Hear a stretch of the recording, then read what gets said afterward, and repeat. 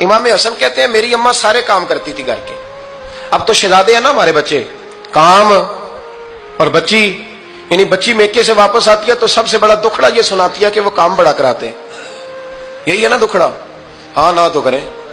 سب سے بڑا دکھڑا کیا ہے؟ پتہ نہیں کیا کراتے ہوں گے, ہال نہیں چلوا لیتے کہیں, یا کچھ چکی نہیں پسوا لیتے, پتہ نہیں کون سا ایسا کام ہے. اور آپ ناراض نہ ہو جانا, میں بھی بیٹی کا باپ ہوں, میں بھی بہنوں کا بھائی ہوں, میں بھی اس بات کو سمجھتا ہوں, لیکن ایک بات ذہن میں رکھنا کہ یہ بات نہیں ہے کوئی کرنے والی کہ سارے بچی کے ماں باپ جمع ہو کے پہنچ جاتے ہیں ہماری بچی جی کام بڑے کرتی ہے. مثلاً کیا کرتی ہے, کیا کرتی ہے وہ؟ آؤ میں بتاؤں میرے مصطفیٰ کی بیٹی کیا کرتی تھی. میں نے سینکڑوں دفعہ یہ بات کی اور میرا دل کرتا ہے روزانہ کروں, پھر کرتا ہوں.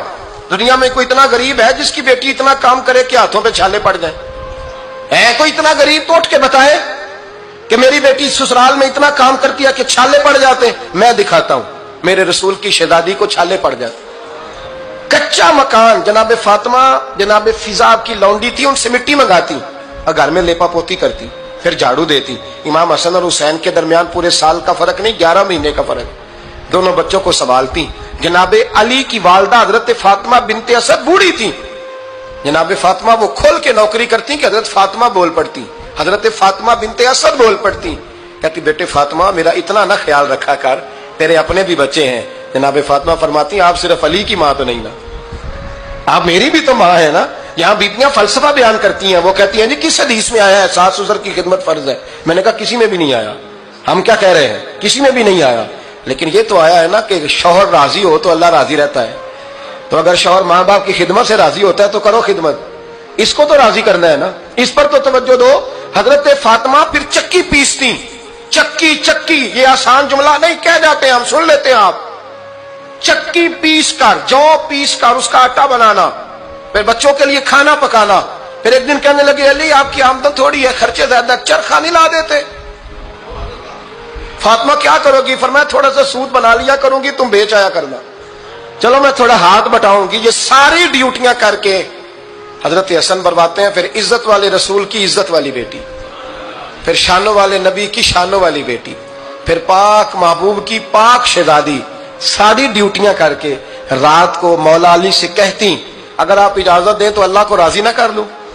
حضرت علی فرماتے فاطمہ جیسے دل کرے. تو امام حسن کہتے ہیں پھر میری ماں مصلی بچھا لیتی, مصلی, اور پھر ساری رات وہ نماز پڑھتی, ساری رات. اور فرماتے ہیں جب سویرے ہاتھ اٹھاتی تو پہلی دعا یہ کرتی اے اللہ میرے رسول کی امت پہ رحم فرما, اے اللہ میرے رسول کی امت پہ رحم فرما. تو کہتے ہیں زمانے بیت گئے یہ دعا سنتے. تو ایک دن میں قریب گیا تو میں نے کہا امی حضور کوئی دعا میرے لیے بھی کر دیں, کوئی حسین کے لیے بھی کر دیں, کوئی زینب کے لیے بھی کر دیں. ساری دعائیں امت مصطفیٰ امت مصطفیٰ امت مصطفیٰ. کتنا بڑا جملہ ہے, کتنا بڑا. شیخ محقق نے لکھا کتنا بڑا. جناب فاطمہ فرمانے لگی تیرے لیے بھی کرتی ہوں, حسین کے لیے بھی کرتی ہوں, زینب کے لیے بھی کرتی ہوں, سب کے لیے کرتی ہوں. اور بیٹا یاد رکھنا فاطمہ کی دعاؤں پر پہلا حق میرے رسول کی امت کا ہے. فاطمہ کی اصل میں بات بہت خوشی کی سنا دی میں نے آپ کو, لیکن آپ وہیں سست کے سست رہ گئے. یہ کسی عام آدمی کی دعا نہیں, پیر صاحب کی, درویش صاحب کی رٹی رٹائی دعا نہیں, یہ سیدہ فاطمہ کی دعا ہے. آپ کو اتنا بڑا خزانہ مل رہا ہے اور آپ سمجھے نہیں بات کو. حضرت فاطمہ فرمانے لگی میری دعاؤں پر سب سے زیادہ حق میرے رسول کی امت کا ہے, تو میں یہ حق ہمیشہ ادا کرتی رہوں گی, میں انہیں دعائیں ہمیشہ دیتی